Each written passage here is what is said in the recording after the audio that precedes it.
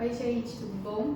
Eu sou a Amanda, sou fisioterapeuta pediátrica e a gente vem recebendo algumas dúvidas sobre o coronavírus nas crianças. A gente sabe o quanto esse assunto já está difundindo na mídia, mas a gente veio conversar um pouquinho mais especificamente com vocês. Me chamo Vinícius, sou pediatra, intensivista neonatal e a gente sabe o tanto de informações que vocês têm recebido, mas a gente queria dar uma forma de informação um pouco menos técnica, um pouco mais pessoal, tanto para informar, logicamente, para desmistificar muitas coisas e para trazer alguns dados de realidade para vocês, tá? Então, a gente denominou essa aula O que eu preciso saber sobre o coronavírus, tá? Então, é importante, o que a gente vai pontuar aqui no começo, é tentar entender esse monte de nome que todo dia a gente pega, abre o jornal, escuta no rádio, vê na televisão, no YouTube, e às vezes as pessoas confundem um pouquinho, né? Então, a primeira coisa que eu queria falar, o coronavírus é um novo vírus? Sim e não, né? De certa forma. O coronavírus é um vírus que sempre existiu, né? Inclusive existe aqui no Brasil há muito tempo. Nessa época do ano, em março, que a gente tem um monte de doença respiratória, ele é um dos vírus responsáveis por resfriados, pode causar bronquiolite, então é um vírus que é uma doença respiratória viral em criança pequena, é um vírus que já existe, mas ele não deixa de ser um novo vírus porque ele é um vírus que sofreu uma mutação, assim como a gente tem ouvido falar bastante sobre influenza, todo ano ele muta, já teve a gripe suína, a gripe aviária, e o coronavírus não deixou de ser um vírus já existente, mas que sofreu essa mutação, né? Falando nisso, antes mesmo a gente já teve duas infecções que não foram pandemias, mas que também mereceram atenção, que foi a infecção pelo SARS-CoV-8 e pelo MERS, né? Ambos tiveram mutação em outros animais, a gente vai citar, né, nessa em específico quais foram os animais prováveis, a gente não tem ainda, entre aspas, o vilão, né, que trouxe essa mutação, mas são outros tipos de coronavírus que já circularam e que já trouxeram grandes complicações, né? E uma confusão que as pessoas falam como se fosse sinônimo, né? Covid-19 e o SARS-CoV-2, né? Covid, o que seria, né? Covid seria a doença causada, até uma abreviação de Coronavirus Disease do ano 2019. Então, quando você tem a doença leve ou mais grave, você pode chamar de um caso de Covid-19, mas quando a gente quer tratar do vírus, a nômina certa seria chamado de SARS-CoV tipo 2. Acho que é importante da gente falar também que uma pessoa pode ter entrado em contato com o coronavírus, que é o vírus, e não desenvolver a doença Covid-19. São coisas diferentes. Algumas crianças, a gente vai falar um pouco mais pra frente, elas entram em contato, elas são assintomáticas, elas tiveram coronavírus, mas elas não tiveram a doença Covid-19. Então, como eu tinha falado, a gente tem dois possíveis, né? É até ruim falar vilões, porque as pessoas acham que o animal tem alguma culpa nisso e não, né? O que acontece é que a gente tem uma proximidade. Esse animal de cima é chamado de pangolim, é um animal lá da Ásia, uma espécie de um tatuzinho do deserto, e o do morcego. O morcego ele tem essa proximidade, o pangolim eles vão ter quase de 100%, ou seja, eles acham que teve em algum momento um coronavírus de morcego que sofreu uma mutação, mas que ele não passa diretamente para o humano. Ele deve ter um hospedeiro intermediário que a gente não identificou, mas até agora, na verdade, a gente não sabe como que houve essa mutação. A gente sabe que só tem essa proximidade genética entre esses vírus. A transmissão, ela tem esse tempo médio. Na verdade, o que a gente tem visto é que até o 11º dia, grande parte das pessoas que têm o vírus vão que entraram em contato podem ou não apresentar sintomas. Essa quarentena que a gente estende para 14 dias é um limite maior, né, para a gente ter certeza que uma pessoa sintomática ou assintomática que entrou em contato com alguém que apresentou a doença ou que teve contato com outra pessoa que teve o coronavírus, para que ela não transmita mais. Apesar do que esse tempo de 2 a 14 dias tem um outro tempo dentro dele que é muito importante falar, seria interessante, que é o tempo de 5 dias, né? É por volta do 5º dia que a pessoa que adquiriu a doença e vai apresentar a forma grave. É mais ou menos nesse tempo que ela começa a apresentar sintomas que a gente vai falar mais pra frente e que vão demonstrar a evolução mais ou menos grave. É importante pontuar aqui, apesar desse tempo de incubação, que a gente está focando nas crianças, que a grande maioria das crianças que adquirem o vírus não tem nenhum sintoma, né? Então, apesar da gente fazer, é importante reforçar esse tempo de quarentena para as famílias, para que quando você tiver contato ou tiver em casa alguém com uma síndrome gripal nessa época do ano, a gente tente reforçar as medidas, os cuidados, para que não haja transmissão do vírus ainda mais, né? Falando da transmissão em si, como é que a gente pega esse vírus? Esse vírus ele não está no ar, então a gente respirando o ar, a gente não pega ele. Ele pega com a secreção em contato com alguma mucosa. Então, por exemplo, se eu sou sintomática, eu vou transmitir pela minha saliva, eu vou transmitir pela minha secreção nasal, minha secreção ocular. E a pessoa que não tem o vírus, por exemplo, o Vinícius, ele só vai pegar se essa minha secreção entrar em contato com alguma mucosa dele, ou seja, nos olhos, no nariz e na boca. É por isso que a gente fala muito da lavagem das mãos. Por quê? E da distância entre pessoas. Por quê? Numa conversa, eu posso, além de espirrar ou tossir, eu posso exalar microgotículas, que não é visível em ar, e que pode chegar na mucosa dele, na boca, do nariz ou nos olhos. Então, a distância de 1 metro a 2 metros é exatamente para causar essa proteção, para que as minhas gotículas não entrem em contato direto com ele. E a segunda forma é pelas mãos. Se, por exemplo, eu espirrar ou eu tossir, me proteger com as mãos e eu encostar no copo do Vinícius, essas minhas gotículas foram passadas para cá. No momento que ele pega esse copo e leva na boca, pega esse copo e coça os olhos, ele pode estar se contaminando. Então, é muito importante essas formas de evitar que a gente tem visto na televisão, então para espirrar ou fazer com o antebraço, para você não contaminar a sua mão, e manter essa higienização frequente das mãos quando sai na rua, porque você não sabe onde você pode encostar e você pode pegar. E aí a gente entra com o link do uso das máscaras. Eu devo usar máscaras ou não? Bom, até hoje é dia 1º de abril, até hoje, o indicado de uso de máscaras é quem está sintomático, ou seja, quem está tossindo e quem está espirrando, e para os profissionais de linha de frente. Então, por exemplo, os farmacêuticos que estão em farmácias que vão receber pessoas doentes, os médicos, enfermeiros, fisioterapeutas que estão dentro dos hospitais que estão recebendo pessoas doentes e você não sabe o que essa pessoa tem, e os que são sintomáticos, os que já estão doentes. E por que isso? Porque, como eu falei, a maior parte do contato é pelas mãos.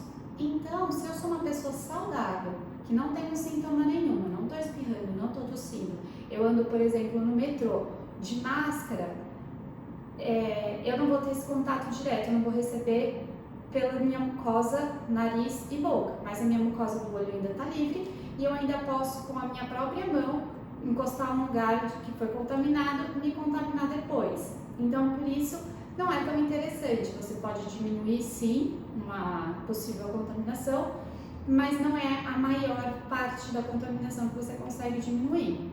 Eu frisei a data de hoje porque ontem, dia 31 de março, nosso ministro da Saúde liberou o uso de máscaras, por exemplo, de tecido, para quem tem algum sintoma.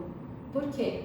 Porque quando você está com sintoma e usa máscara, você espirra na máscara, você tosse na máscara, então você não dissemina as gotículas no ar e nem nos lugares.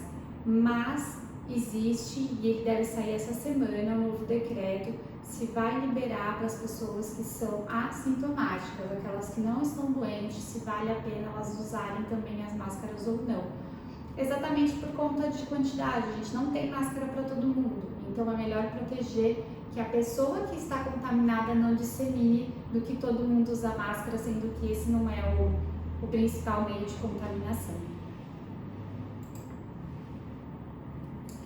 E o nosso foco seria falar mesmo do que a gente trabalha, que são os bebês, recém-nascidos e grávidas, e é o momento de a gente passar também tranquilidade, né? Não só trazer notícias, mas trazer também um pouco de tranquilidade. Até agora, alguns estudos que mostram gestantes grávidas, nenhuma evoluiu de forma grave, nenhuma foi a óbito.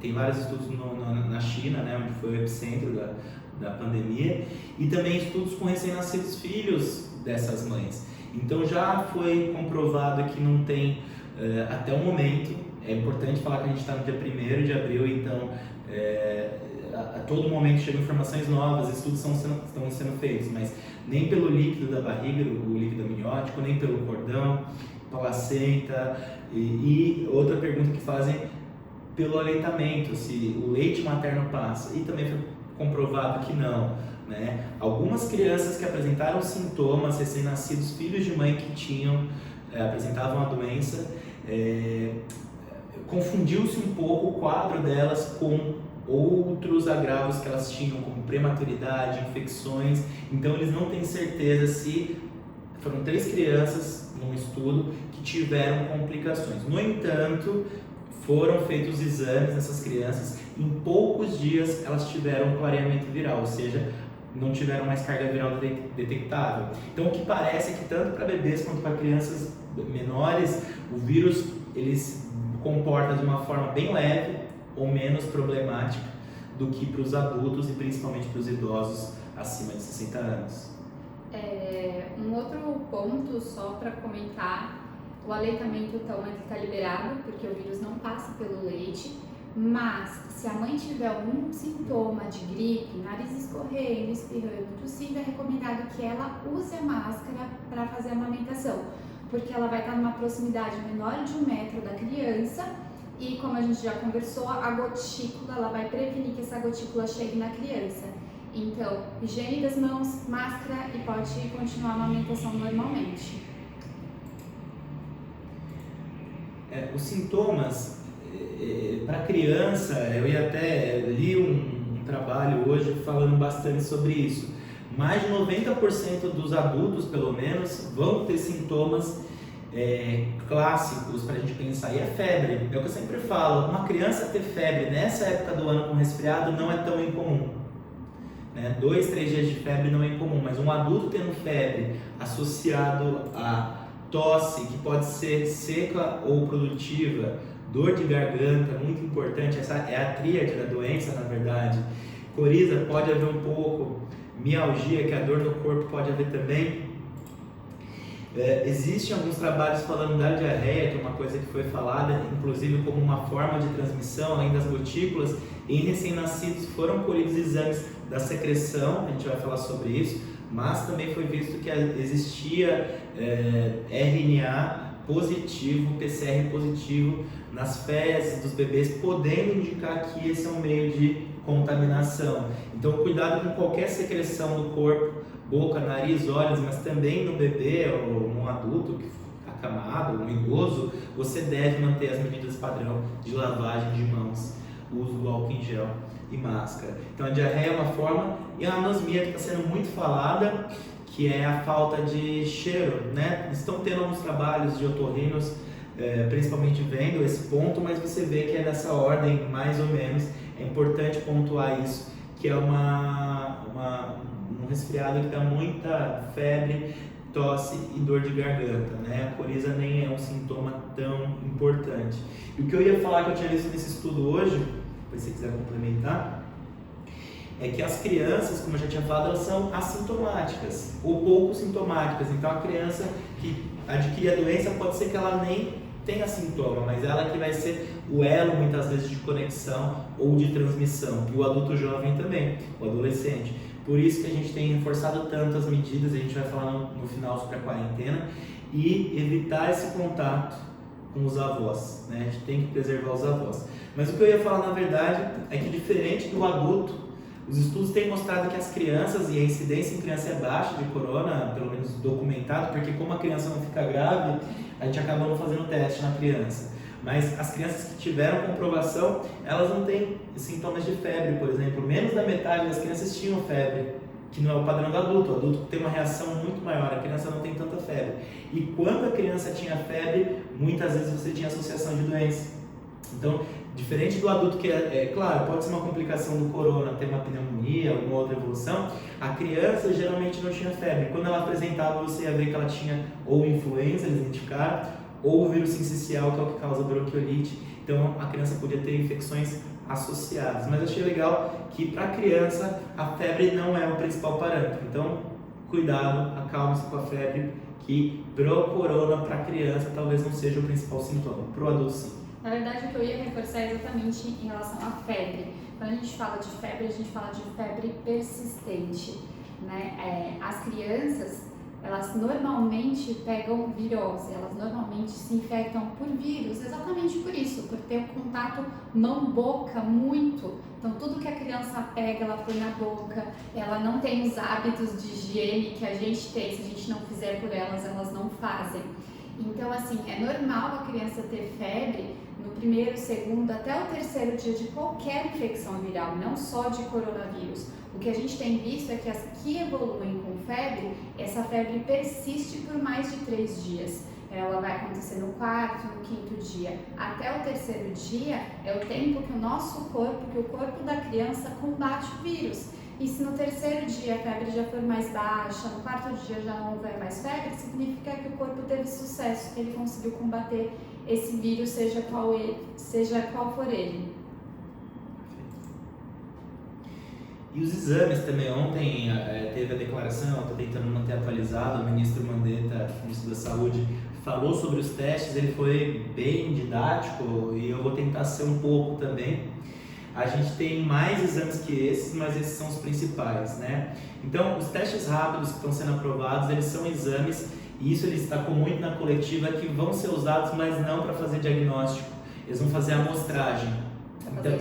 Para fazer estudo. Então, eles vão pegar, isso que ele usou como exemplo, até uma amostra da população, testar e ver qual que é a porcentagem. A mesma coisa que faz na eleição. Então, esse foi o exemplo dele. Você pega uma população, 3.000 pessoas de vários estados e faz a amostragem do Brasil, quem que deve ser o presidente provável para aquele ano, como estão os votos, mas como qualquer estudo tem um delta de mais, ou seja, uma variação de erro, 2, ele falou até 3%, mas em torno de 2 para mais, 2 para menos, e que você vai ter. Então, o teste rápido é um teste que serve, que vai ter muito falso resultado, falso positivo, mas não é um exame que você deve levar em conta e nem deve ser procurado para fazer diagnóstico, né? As sorologias foram usadas, as sorologias para a mulher que está grávida, para gestante, ela faz isso no pré-natal. Fez sorologia para hepatite, faz sorologia para toxoplasmose, às vezes citomegalovírus, o citomegalovírus é um vírus, para rubéola, que é um vírus. Então, as sorologias, elas servem para ver se você tem imunidade ou não, se você entrou em contato ou não. Também, eles falaram que devem fazer alguns exames desses, mas para ver quem se curou. Então, o IgM é um primeiro anticorpo que ele fica presente no começo da infecção, com o passar do tempo ele cai e o IgG aparece depois. Crítica para isso e para os bebês principalmente. O IgM às vezes ele fica positivo por reação cruzada e existe muito falso positivo. Então ele não vai ser um exame que vai ser usado para a linha de frente. Para fazer diagnóstico, não vai ser isso. Ele vai ser um exame para acompanhamento, tá? Para a gente ver se a pessoa adquiriu ou não imunidade, uma pessoa que talvez testou positivo ou até estudo populacional. Então é um exame que vai surgir aí, mas que ainda não é o padrão ouro. O padrão ouro é o PCR, né? Eles até brincaram ontem, porque o ministro, no começo, ele falou DNA viral, depois ele foi corrigido, é um vírus com RNA viral. Então você vai lá e identifica a carga. Ele falou para ficar mais fácil as pessoas entenderem, o DNA do vírus, né? Que seria a carga genética do vírus, que é um RNA, mas de uma forma geral é para você pegar a carga genética daquele vírus e identificar. É o padrão ouro, né? Se você quiser falar um pouquinho como que é colhido, porque isso é um exame chato, incômodo muitas vezes, mas é o exame padrão ouro. Infelizmente o exame é realmente bem chato e para criança é mais chato ainda, porque a gente pega um cotonete, na verdade um cotonete bem grande, e ele é colocado no nariz da criança ou do adulto, enfim, e ele tem que encostar na parte de trás da garganta. Então é um cotonete que vem mais ou menos até aqui por dentro. Então é incômodo, coça, dá vontade de tossir ao mesmo tempo. E aí esse cotonete, né, ele raspa lá no fundo da garganta, que é para pegar uma secreção, entre aspas, mais limpa possível para evitar outras contaminações. E aí essa ponta desse cotonete é que vai para o exame de laboratório para ver que tipo de vírus está infectado ali. Não é legal, então é o que a gente bate sempre na tecla: se for no começo, 2, 3 dias de febre, fica em casa, porque senão a sua criança vai passar por esse tipo de teste e que não é um teste legal de uma forma desnecessária. Eles talvez no começo tenham feito esse teste em pessoas pouco sintomáticas, mas agora a orientação é para que seja feito no paciente grave, né? Essa é outra crítica do teste. Então, a gente pode estar passando uma falsa impressão, isso que ele disse, de estarem aumentando os casos de uma forma gradual ou menor, porque não estamos testando tanto. Está para chegar mais um monte de teste, eles compraram na Europa agora, se não me engano, essa testagem, mas ela ainda está sendo feita para os pacientes graves. Não vá ao pronto-socorro, não procure, porque não tem nenhum benefício se você tiver resfriado em testar isso, não muda nada, o tratamento continua sendo de suporte, que é o que a gente vai falar, mas ele é usado para os pacientes graves, né? Eu acho que é importante também, a gente está conversando sobre crianças, esse teste do cotonete que eu comentei é um teste que também é feito para outros tipos de vírus. Então, por exemplo, nessa época a gente tem muita bronquiolite e ela pode ser feita. Então, não é porque fizeram o teste do cotonete no seu filho que ele está testando para coronavírus, ele pode estar testando para bronquiolite também. E só para terminar, esse PCR foi o que foi feito nas fezes dos bebês nos estudos e viram que tinha eliminação, e foi a partir daí que eles falaram: opa, pode ser que haja passagem fecal oral, ou seja, a mãe vai lá, tira a fralda, manipula o bebê elimina pelo cocô partícula viral, e depois, devido ao fato de não ter uma higiene adequada, ela acabar tocando uma outra mucosa com uma boca e contrair a doença também, tá? Foi feito o PCR. O tratamento, então, né, é o suporte. O que seria o suporte? Como qualquer infecção viral, e a Amanda, como fisioterapeuta, tem um papel importante, eu como pediatra também, para tranquilizar as mães. E eu acho que de tudo que a gente vai ter de negativo com essa doença, esse é um lado positivo. Mostrar para as mães que infecções virais dão febre, e dão febre alta e às vezes persistente. Então, uma criança que tem 2, 3 dias de febre, mas que está bem, que está se alimentando e que não está cansada, sim, é possível ficar em casa. Sim, não é necessário coletas de exames. Ah, mas eu vou toda vez no pediatra e ele fala que é virose, né? A gente evita usar o termo virose. Agradeça se ele não te passar um antibiótico. Crianças pequenas pegam infecções virais. Eu falo isso muito para as mães dos meus pacientes. Eu falo assim: olha, uma criança menor de 2 anos vai ter de 8 a 10 resfriados por ano, tá? E quando ela vai para a escolinha ou para a creche, isso pode chegar até 12.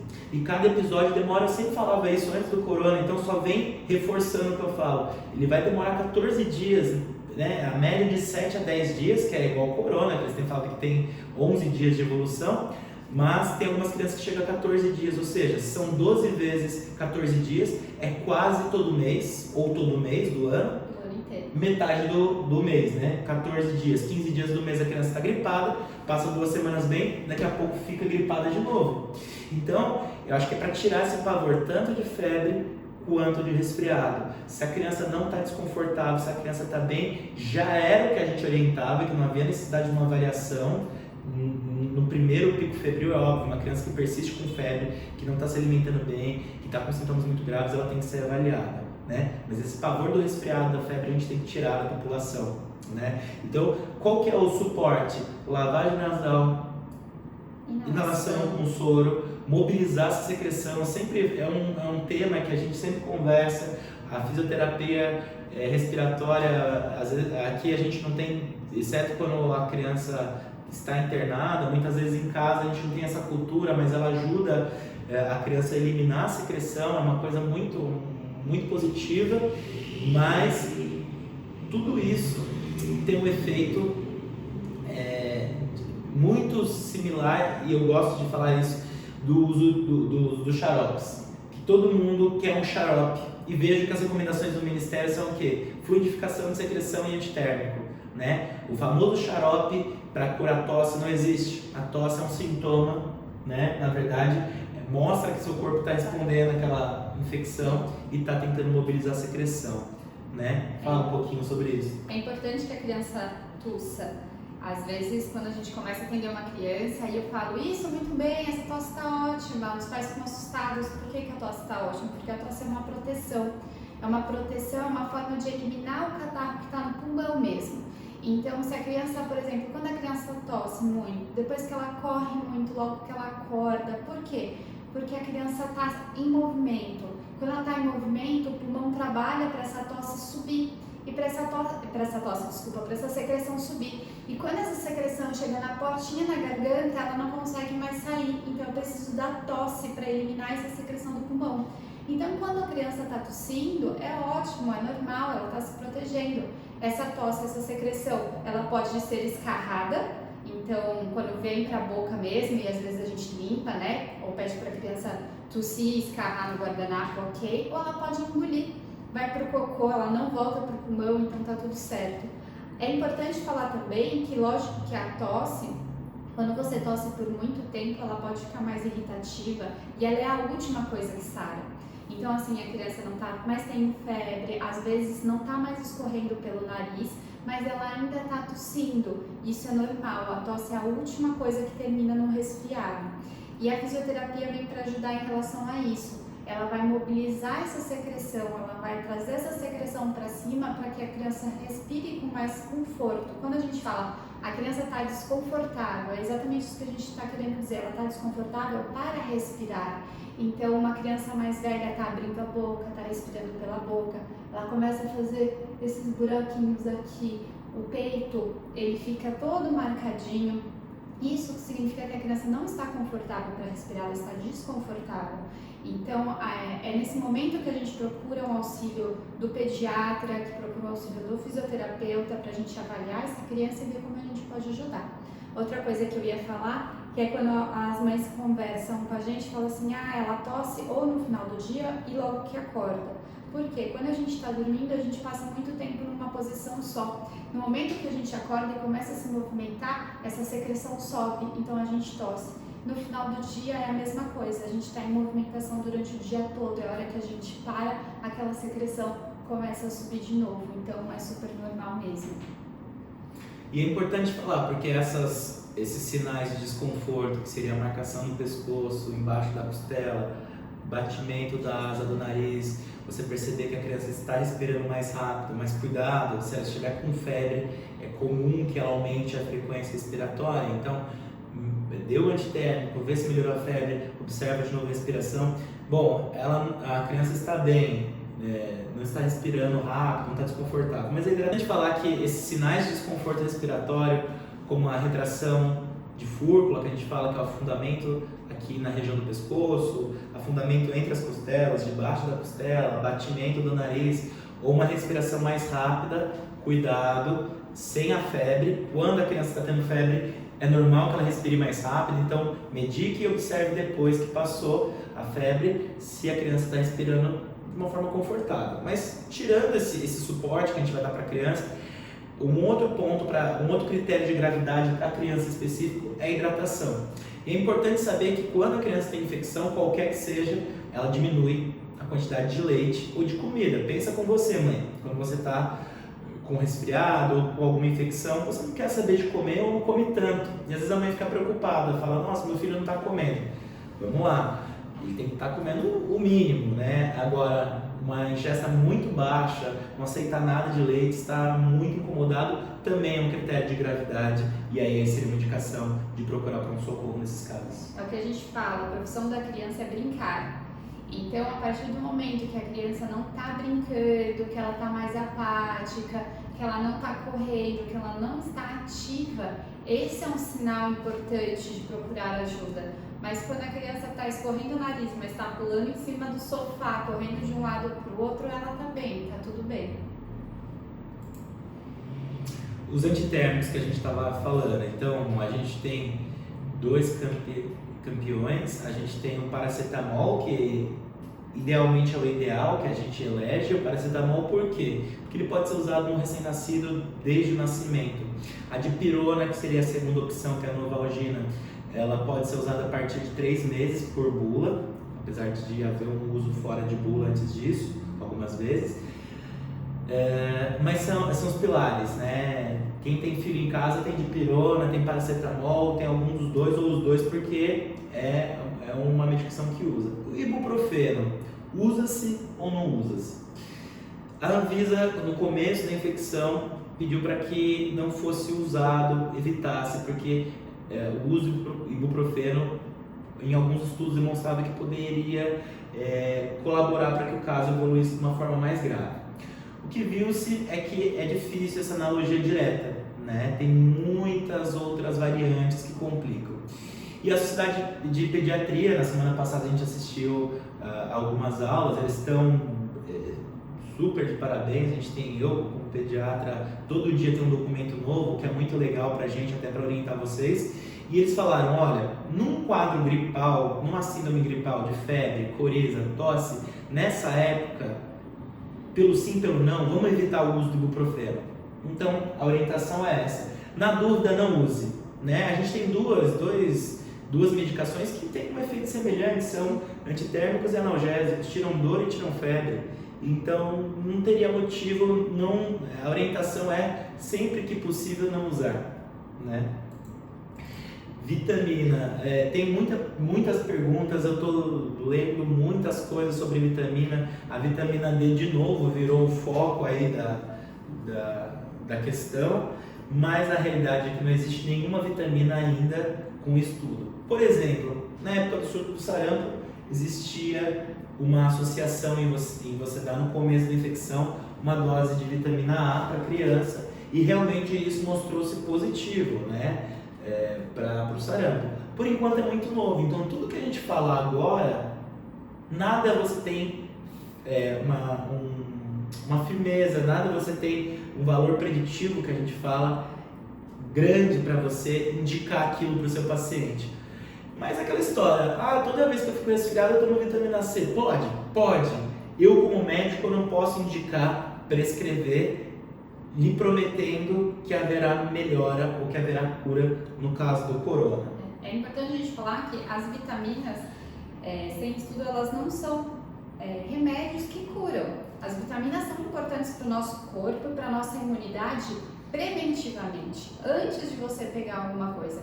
Então, algumas crianças pequenas, elas tomam um complexo vitamínico prescrito pelo pediatra, porque é importante para organizar todo o corpo da criança, para organizar essa imunidade, você manter as doses diárias de vitamina D, que seria o sol, a cada 15 minutos, é importante e legal, mas é importante e legal para a sua saúde, e não especificamente para o coronavírus, não especificamente para o H1N1. Faz parte de manter-se saudável, isso é bem importante a gente falar também.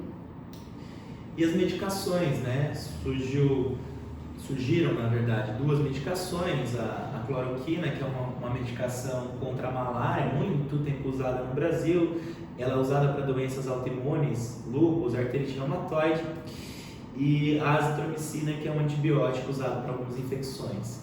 O que aconteceu quando foi um estudo francês inicial, um pesquisador que fez um estudo muito criticável, que a gente não tem ainda respaldo para indicar o uso da cloroquina para todas as pessoas, é que aconteceu um boom, uma procura, inclusive as pessoas que precisavam da medicação ficaram sem, né?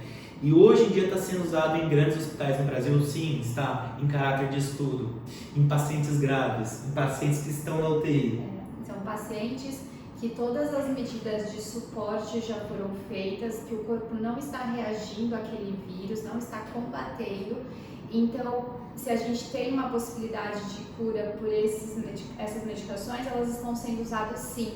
mas elas estão sendo usadas por critérios médicos e elas são autorizadas pelo Ministério da Saúde. Quem dá o aval para o uso é o Ministério da Saúde ainda. Não é para ser tomado e não é preventivo, é uma medicação de caráter curativo. Não adianta, se você não está doente, tomar, porque ela não vai te prevenir sobre isso. Ou se você está doente leve. Sim. Inclusive a indicação para doente grave ainda é questionável, né? O estudo, como eu falei, que foi feito inicialmente na França, tem muita crítica sobre ele e tem mais um detalhe também sobre importação. Assim como as máscaras e outros insumos que a gente está tendo alguns problemas por causa de distribuição, a maior produtora de matéria-prima do Brasil era a Índia, tá? Para fazer a cloroquina, a IFA, que eles chamam, que é uma matéria-prima. Ontem, nessa declaração, os ministros disseram que a gente tem o quanto seria necessário para produzir em larga escala a medicação aqui. Mas é importante coerência. Assim como você deve ter coerência quando você vai no mercado, quando você vai fazer compra, para não levar tudo que você encontra pela frente para ir numa farmácia e não comprar tudo, porque alguém que precisa, e a gente soube de medicações como remédios para tratamento de hipotireoidismo, o que mais?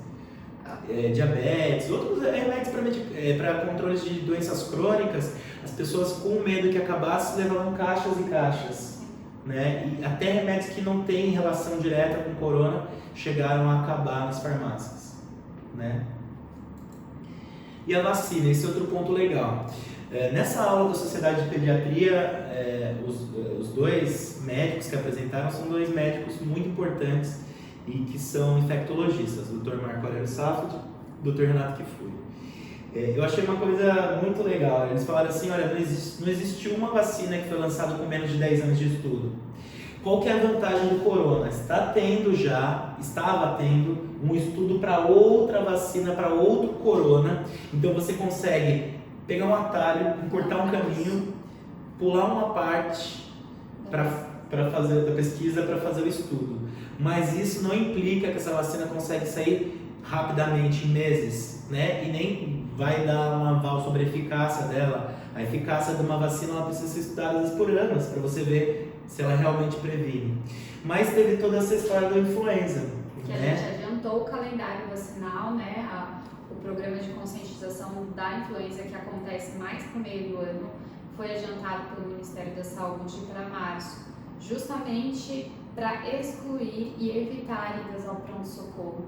Então, se você está vacinado contra a influenza, então você tira uma grande parte de infecções por alguns vírus. Então, se você tomou a vacina e você pegar uma infecção viral, né, você tiver esses sintomas, é mais fácil que isso realmente seja o coronavírus, mas isso também pode ser qualquer outro resfriado.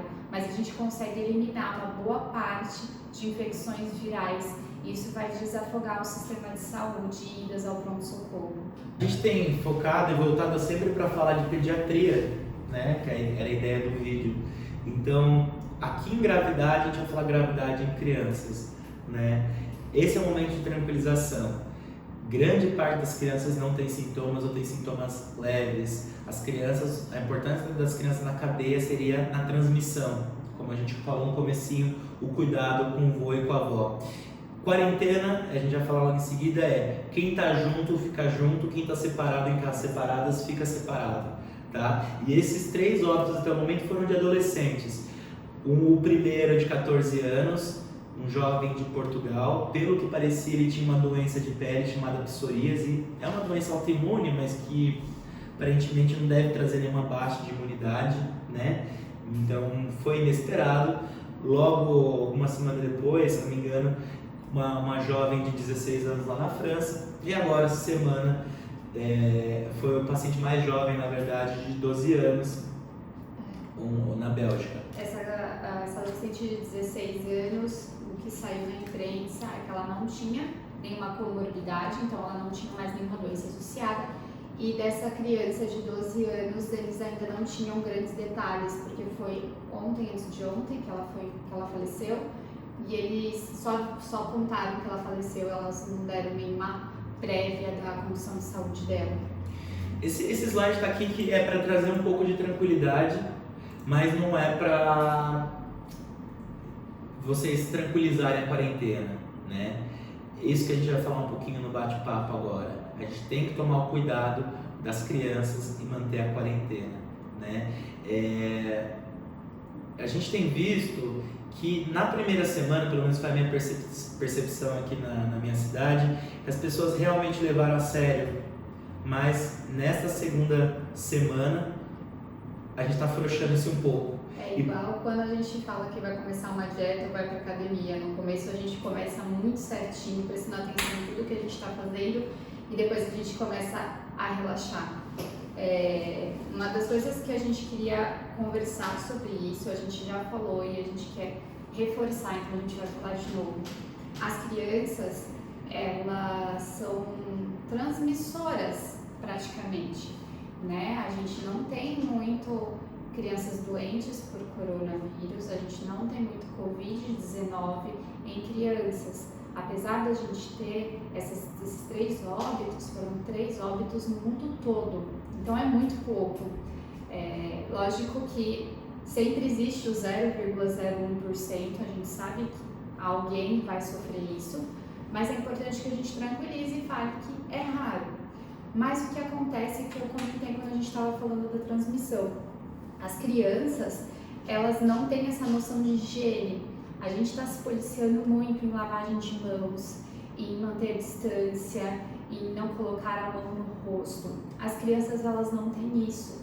Então, quando a gente pede o isolamento, a gente pede a quarentena, é importante que essas crianças realmente fiquem em casa.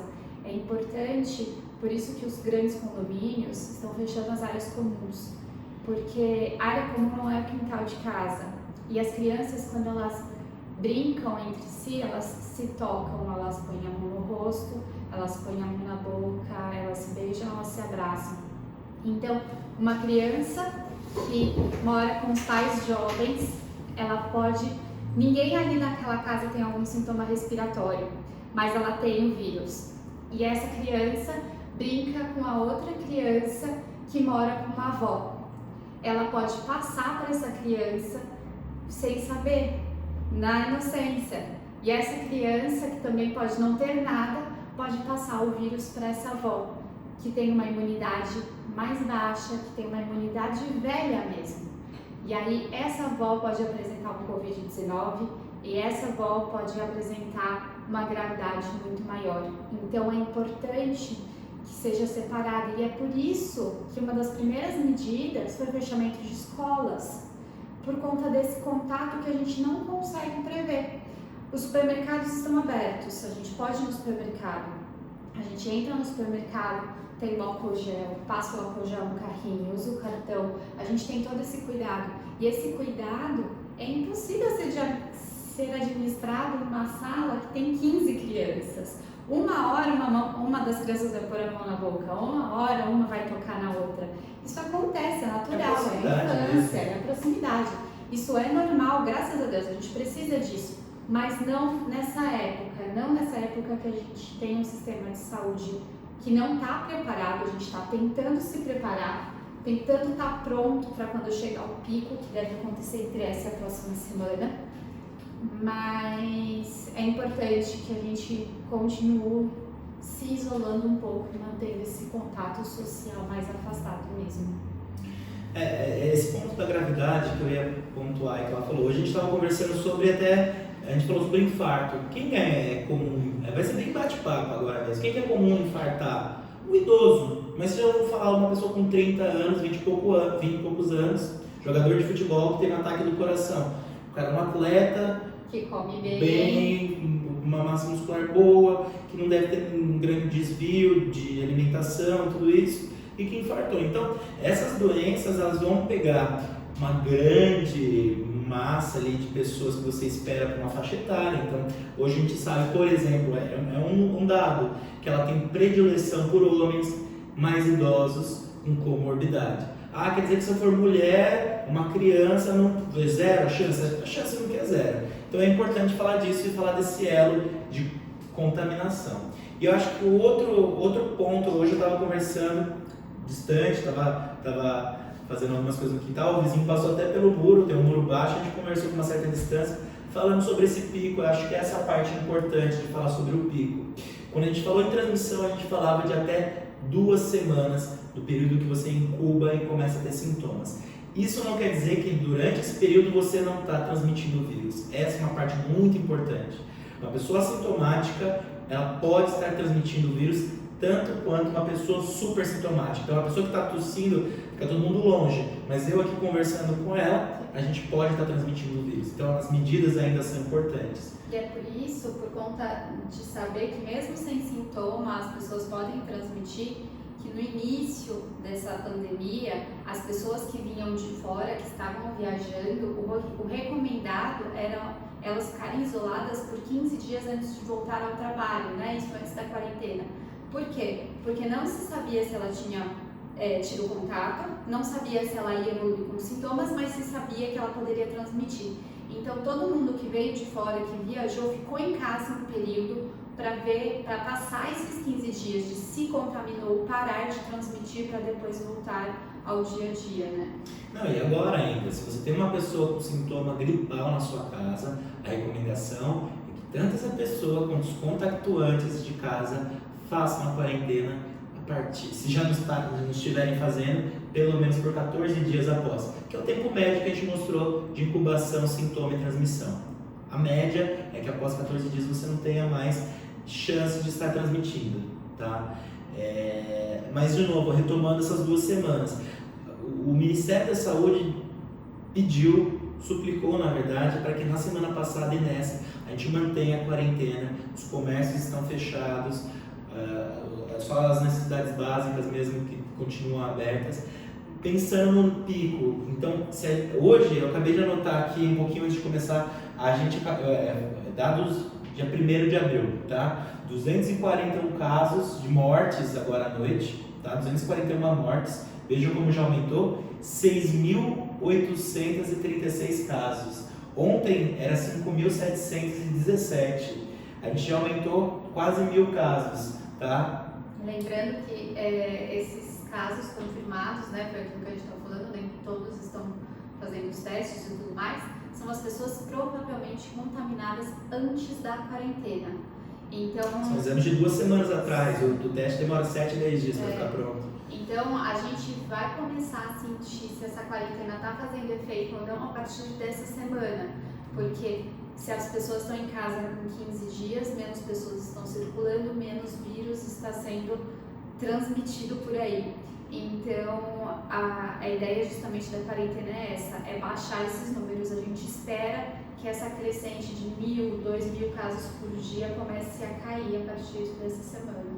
Isso não é um cenário estanque, é isso que o ministro quis dizer.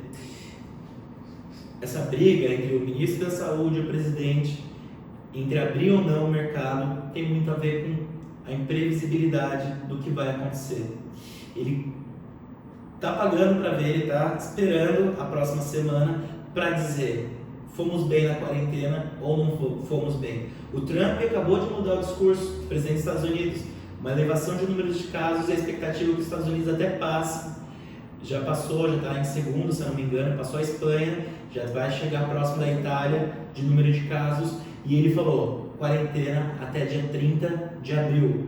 Em Nova York, pessoas que não respeitam a quarentena estão sendo multadas para incutir na cabeça das pessoas. Eu vi que em vários lugares lá ainda tem quadras poliesportivas que estavam abertas, eles estão lacrando, estão tentando colocar na cabeça das pessoas a importância. E aqui que vai um outro dado. Uma pessoa hoje grave que entra na UTI, um idoso no caso, ou um adulto, ele demora, na média, 3 semanas, na média, viu? Às vezes até mais, de necessidade de recursos de UTI, médico especializado, fisioterapeuta, enfermeiro, medicação e ventilador. É o que mais a gente está falando, né? A gente vê famosos que estão doando para compra de ventiladores e tudo mais, isso é muito importante, lógico. Mas o que a gente tem que tomar cuidado é que só ventilador não ajuda. Então não adianta ter ventilador e não ter saída de oxigênio, saída de ar comprimido, não adianta se não tiver máscara, não adianta se não tiver a linha de frente, se não tem um médico intensivista, se não tem um físio-intensivista, se não tem um enfermeiro intensivista, o ventilador ele é só um aparelho e depende das pessoas para mexer, igual um computador. O computador ele não se liga sozinho, ele não faz o trabalho sozinho, ele precisa de uma pessoa por trás. Isso é importante. Outro ponto, desculpa, que eu queria comentar é que a gente está falando de criança e a gente sabe que a gente tem uma população prematura muito grande, né? Os prematuros, eles ficam muito tempo na UTI. As mães de prematuro, quando os prematuros nascem, a conversa ele vai ficar 1, 2 meses internado com a gente. Então, para a criança, é meio comum 3 semanas de UTI, não é uma coisa do outro mundo. Mas para o adulto, isso é muita coisa. Normalmente, o adulto fica menos tempo dentro de uma UTI. Então, isso assusta muito. Adultos ficando muito tempo dentro da UTI, consumindo muito tempo, consumindo um leito por muito tempo, e outras pessoas chegando e precisando daquele leito. Então, essa é a nossa preocupação, e essa é a preocupação do Ministério da Saúde em relação a fazer novos leitos de hospitais, a colocar outros hospitais funcionando, porque a gente não tem esse aparato nem mecânico e nem de pessoal. As pessoas estão sendo recrutadas, os residentes, então os estudantes estão sendo recrutados e recebendo por isso, para que a gente tenha tanto pessoal quanto máquinas trabalhando em prol da saúde. Lembrando que a gente não, na verdade, tem a parte, ele disse isso, que precisava de pessoas na linha de frente, que não adianta você achar que cada cidade vai ter uma UTI, que não tem essa capacidade, a gente no Brasil e fora, sabe, de comportar, e que essas pessoas passam essas 3 semanas na média em ventilação, e que outras necessidades, outros casos não param de chegar.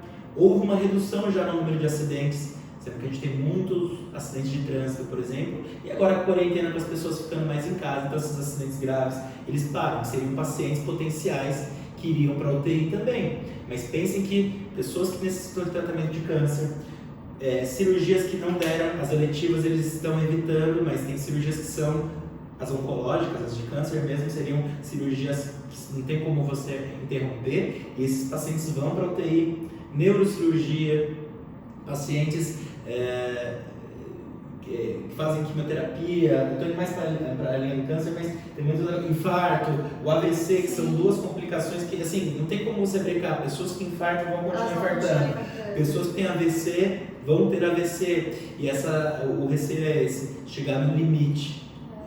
E a importância da quarentena, ela vem também ligada a outros motivos de idas à UTI, por exemplo, acidente de carro, acidente de moto, que a gente vê muito por aí, e esses vitimados acabam precisando de cirurgia e acabam precisando de UTI. Então a quarentena também é importante para reduzir o número de circulação de pessoas e evitar que acidentes e outros motivos de UTI desnecessários e possivelmente previsíveis e preventivos possam acontecer. Eu ia comentar, eu falei dos prematuros, eu lembrei que eu recebi algumas perguntas. Alguns prematuros, eles saem da UTI com um diagnóstico de broncodisplasia pulmonar, que é uma sequela de tempo de internação mesmo, é uma sequela pulmonar. Então, é como se ele já tivesse uma doença respiratória crônica. Mesmo com as crianças com broncodisplasia e tudo mais, a gente não tem dado científico de que essas crianças pegam Covid-19 e ficam graves. Elas estão nesse bolo que a gente comentou, então a gente teve 3 pessoas, crianças, né, graves e óbitos. Então fiquem tranquilos. E eu vou ainda linkar, essas medidas de higiene, elas precisam ser feitas sempre. Elas não são para ser feitas em medidas de quarentena. Lógico que você não precisa tomar banho de álcool gel, mas eu acho que isso é um dos motivos que as crianças prematuras, as crianças com fibrose cística, elas não estão pegando essa doença porque elas já têm essas medidas de higiene dentro da rotina.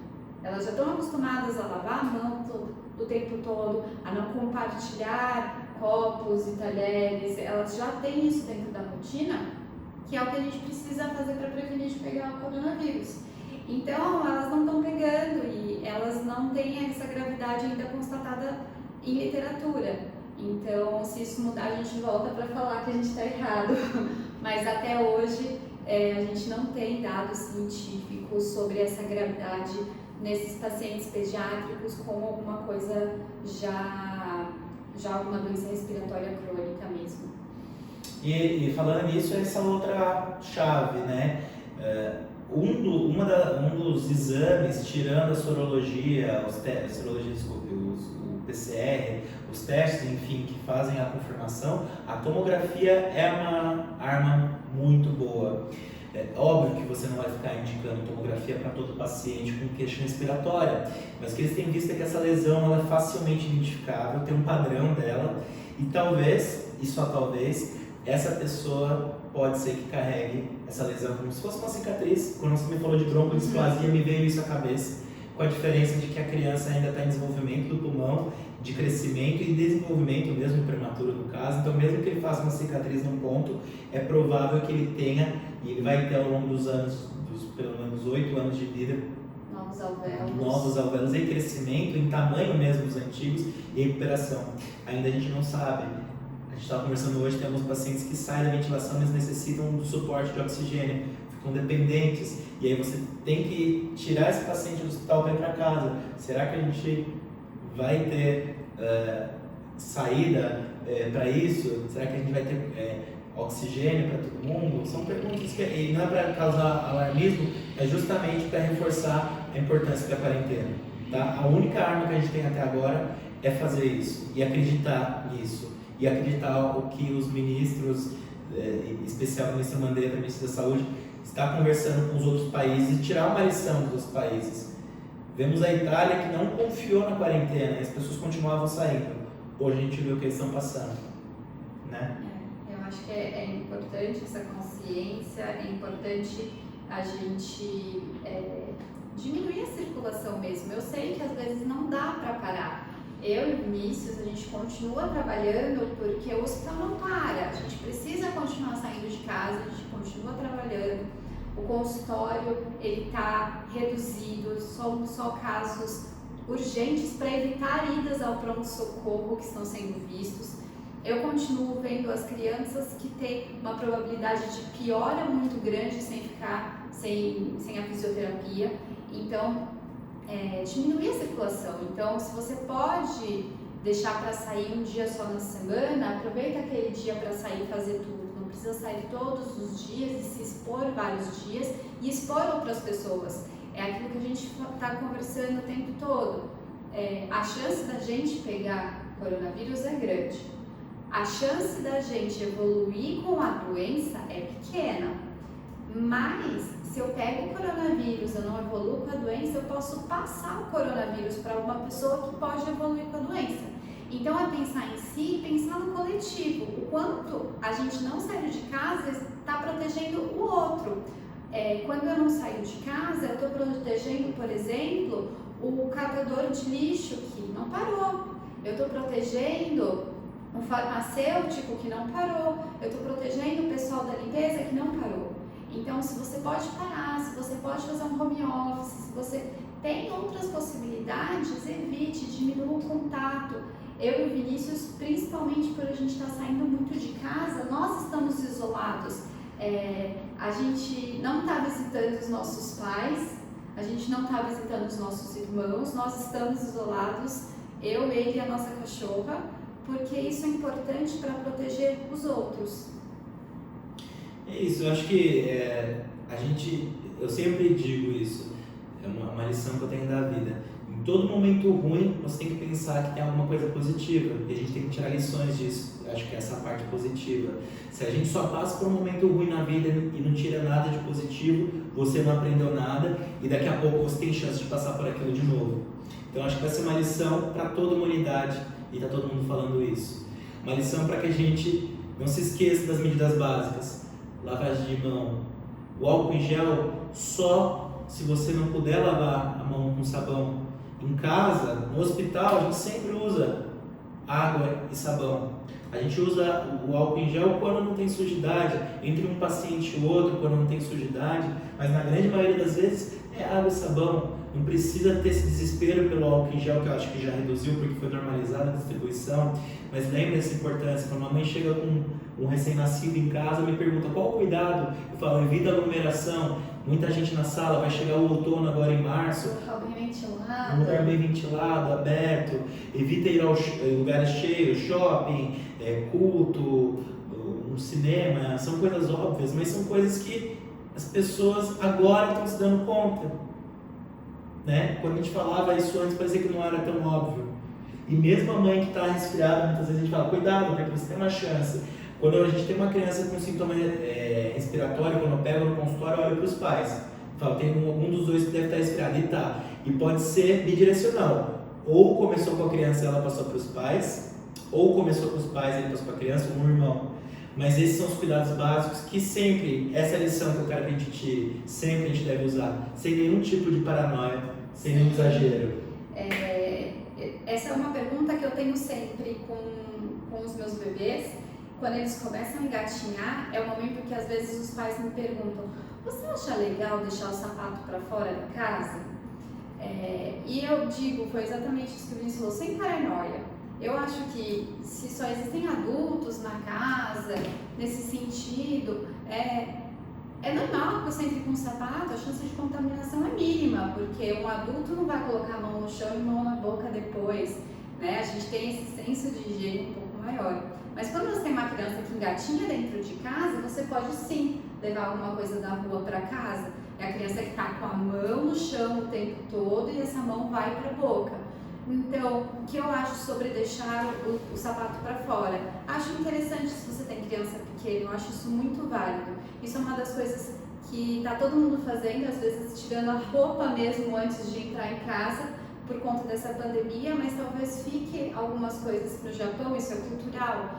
Então, talvez a gente englobe algumas coisas diferentes para o nosso dia a dia, tal como o sapato de dentro de casa, o sapato para trabalhar e não cruzar, principalmente nos dormitórios e tudo mais. Então, eu acho que essa é uma outra dica legal, que eu acho que a gente está fazendo isso hoje em dia na pandemia, mas que é uma coisa que a gente pode levar para o resto da vida também.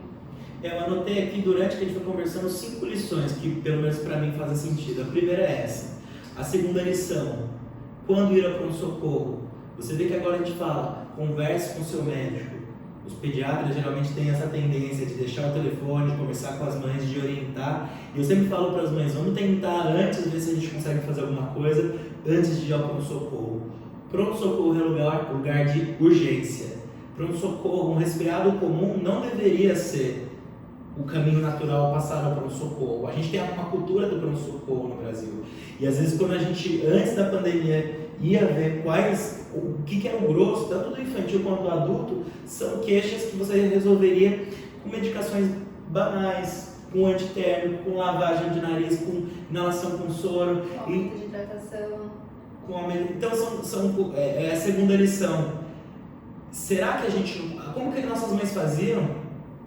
Quando tinha uma criança doente em casa, elas já iam, às vezes era longe, todo mundo morava distante da cidade, não era tão perto, todo mundo tem um avô, uma avó que morava em sítio.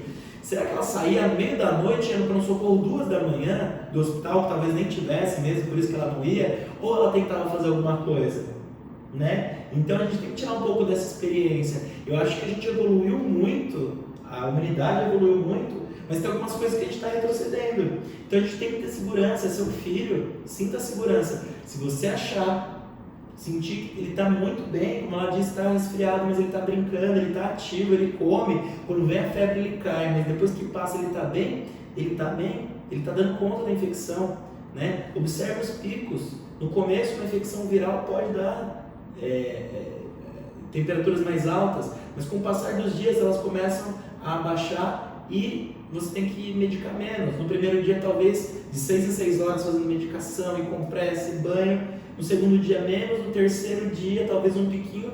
No outro dia, não tem mais. Quer dizer, a criança está tratando, ela está dando conta.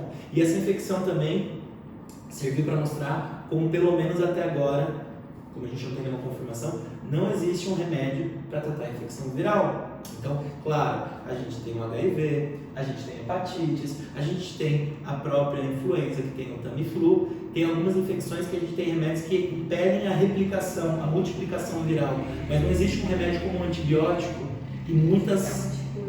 que cure. E muitas crianças, se não a grande parte delas, principalmente as pequenas, têm infecções virais.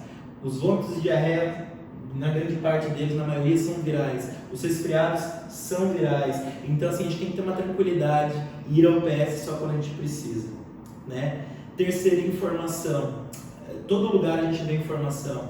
E também acho que serviu nessa pandemia para as pessoas filtrarem a informação. Será que esse lugar que está me falando é realmente confiável? E canais oficiais, viu? A gente teve discordância dentro do próprio governo. O que um fala, o que o outro fala. Calma, vamos julgar, vamos ver. Não confiar cegamente. A gente tem hoje canais de YouTube, tem o próprio Twitter, eu não acompanho tanto, mas que é um canal rápido de informação. Instagram, e a TV e o rádio.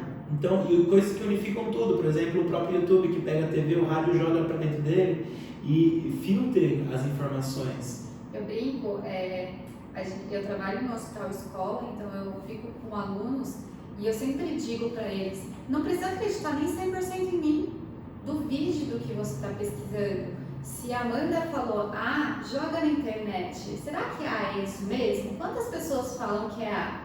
Então é isso, não confie 100% em tudo que vocês leem, a não ser que seja óbvio, alguma coisa num canal oficial. A gente está falando de uma sociedade brasileira de pediatria, que são pessoas que estão estudando o tempo todo. A gente está tentando fazer isso em casa, a gente acorda e vê as notícias, a gente dá um tempo durante a tarde, à noite a gente vai ver o balanço geral, vai ver as notícias, vai assistir as aulas que estão saindo sobre isso para se manter atualizado, porque eu volto a dizer, esse vídeo está acontecendo no dia 1º de abril, pode ser que muita coisa que a gente falou hoje mude amanhã, e pode ser que não, pode ser que continue sendo ratificado. Então é importante acompanhar as notícias para saber, isso tudo é muito novo para todo mundo, a gente está estudando todo mundo junto, então confie em quem estuda, recebeu alguma coisa no WhatsApp, joga no Google, joga fake news antes de propagar, porque às vezes a gente acaba propagando pânico demais, ou então a gente propaga tudo paz e amor demais. E eu acho que a gente tem que encontrar o equilíbrio nisso. Não criar alarde de tomar banho de álcool gel quando chega em casa, mas também não é por isso que você vai sair beijando e abraçando todo mundo amanhã. Então achar o equilíbrio disso é muito importante. Perfeito. Nesse tópico eu não tenho mais nada para acrescentar.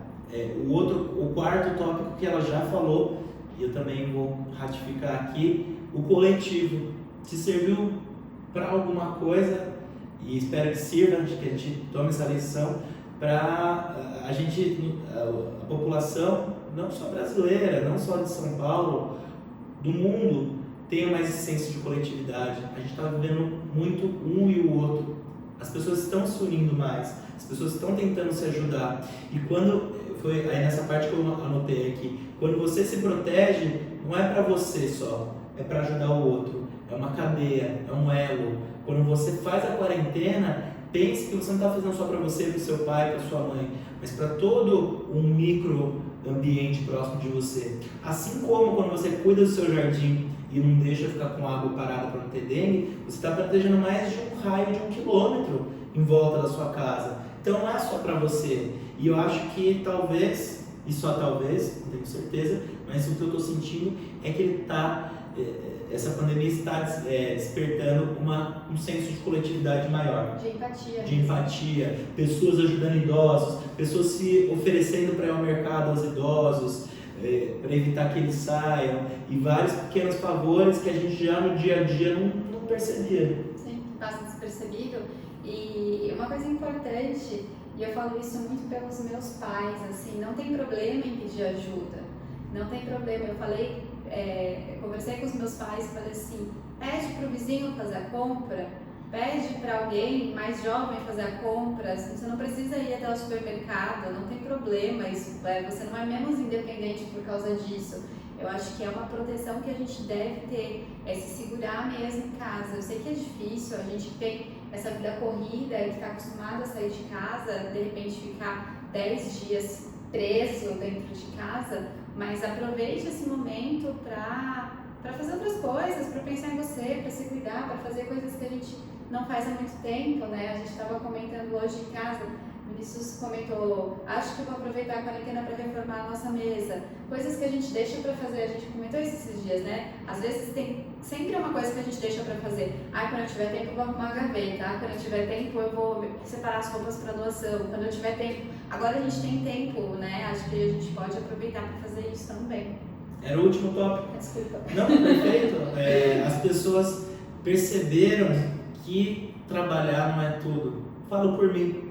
Muitas vezes eu chegava pelo trabalho, chego algumas vezes tarde, cansado, sem disposição para fazer nada. E hoje, por mais que as pessoas estejam confinadas em casa, elas têm tempo de acordar de manhã.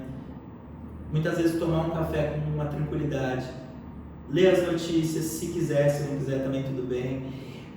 Ver um vídeo, assistir o famoso Netflix que está todo mundo falando, maratonar uma série, ler livro. Eu mesmo fazia algum tempo que não lia e comecei a pegar para ler. E aí um monte de coisa que você ficava postergando, que você não fazia na sua casa. Eu mesmo hoje furei a parede e coloquei lá um quadrinho que a gente estava pensando em pôr e estava guardado desde que a gente mudou.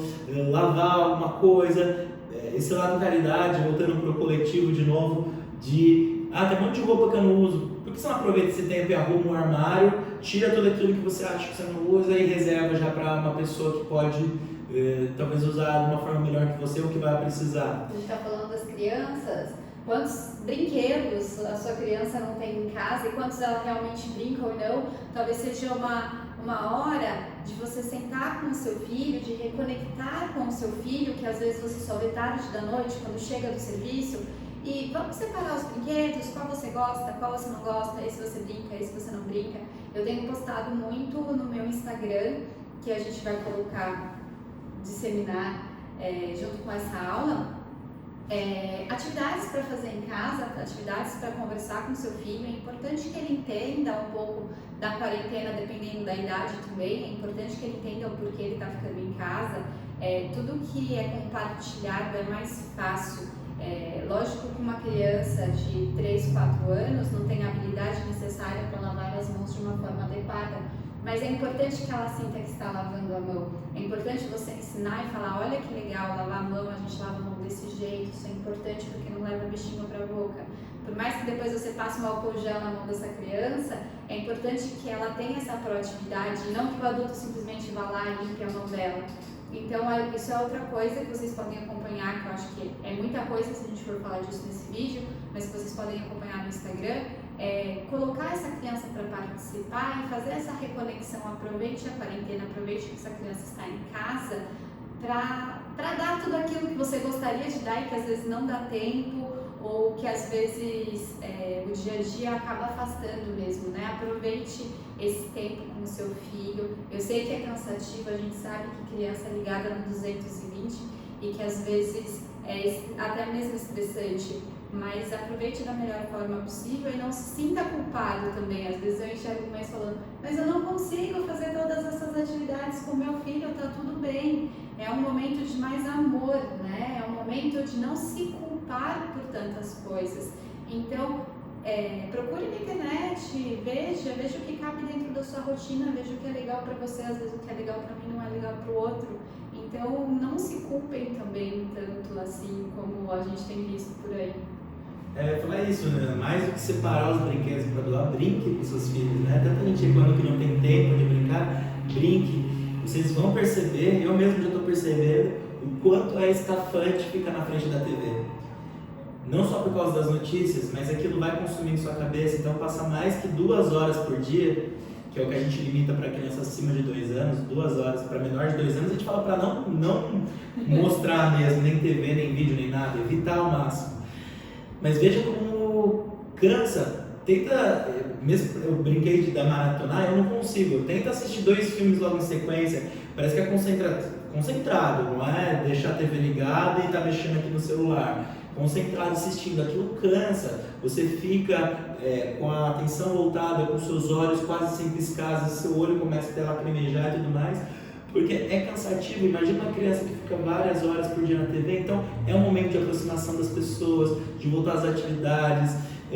coisas que a gente fazia antes, brincar de baralho, de carta, stop com as crianças, pegar um papel e tinta, massinha, ir na cozinha, pegar uma massa mesmo, fazer algum prato com a ajuda da criança. São coisas assim, para você pode parecer que não é nada, né? Mas a criança vai adorar uma brincadeira dessa. A gente tem cachorro, a gente não tem filho ainda, mas se tivesse uma criança, vamos dar banho no cachorro, vamos jogar água no quintal e fazer alguma coisa para limpar, mas ao mesmo tempo você brinca com a criança ali com balde, com água. É tanta coisa assim básica que a gente fazia antes sem ter orientação. A gente fazia antes sem ter internet. Sem ter internet. Quantas vezes que eu lembro na casa da minha avó de brincando de jogar água, sabão escorregando no ladrilho e ninguém tinha piscina em casa, do balde e tudo. Então não precisa ter.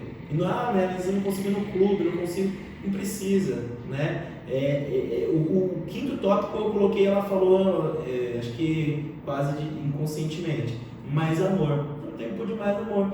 O amor, para você conseguir dar para outra pessoa, você tem que ter para você, dedicar um tempo para você, às vezes dedicar um tempo sem notícias, mas sem as pessoas eu tenho um tempo muito meu. E às vezes a gente não se dá esse tempo de fazer uma coisa que eu gosto para mim. Tem muita gente hoje postando, ninguém fazia atividade física. Tô achando bom, todo mundo está fazendo agora. Todo mundo posta fazendo atividade. Sou favorável à atividade, mas se for bom para você, para mim era bom ler um livro. Então não se culpe, vai lá, ler um livro. Odeio ler livro, eu gosto de ver filme. Faça o que você achar bem, reserve um tempo para você, desligue um pouco. Acho que ter a notícia, que todo mundo tem falado, é importante, a gente tem que acompanhar, porque a gente está vivendo isso e eu acho que é importante você saber o que está acontecendo no mundo, mas calma, né? Não precisa viver as 24 horas sobre isso, né? Dá para pegar no final da noite antes de dormir, dar uma lida na UOL, na Globo.com e ter noção do que aconteceu durante o dia. Não precisa estar vinculado a isso 24 horas por dia. Se você leva numa boa, como a gente tem feito, a gente escuta bastante, assiste bastante, é legal, mas se está pesando para você, também não precisa. Acho que todo mundo já sabe o que fazer. Higienização das mãos, evitar o contato, e aí a gente vai se falando por aí. Acho que está ficando longo, a gente está super aberto, mandem mais perguntas, mandem sugestões. Na verdade, eu particularmente pensei em fazer uma live inicialmente, mas nem sempre é ajustado o horário bom para as pessoas. Eu não sei se vai ficar bom. Então, a gente não tem certeza se vai colocar o vídeo na íntegra, se vai cortar ele em pequenos drops, pequenos pedacinhos, com a pergunta e a parte, ou se vai colocar, muito provavelmente não, colocar na íntegra. Mas se vocês tiverem mais dúvidas, mais questões, mandem por um dos nossos canais e pode ser que a gente grave outros a partir de agora. Esse é o primeiro, talvez, de uma série que a gente pode fazer e para trazer mais informação, mais conteúdo legal e não só sobre o corona. Pode ser um caminho que a gente pode ter para um contato direto para falar sobre pediatria, sobre fisioterapia pediátrica e dar dicas legais para vocês. Com certeza. A gente se vê por aí, então. É isso aí. Tchau, tchau. Tchau, obrigada.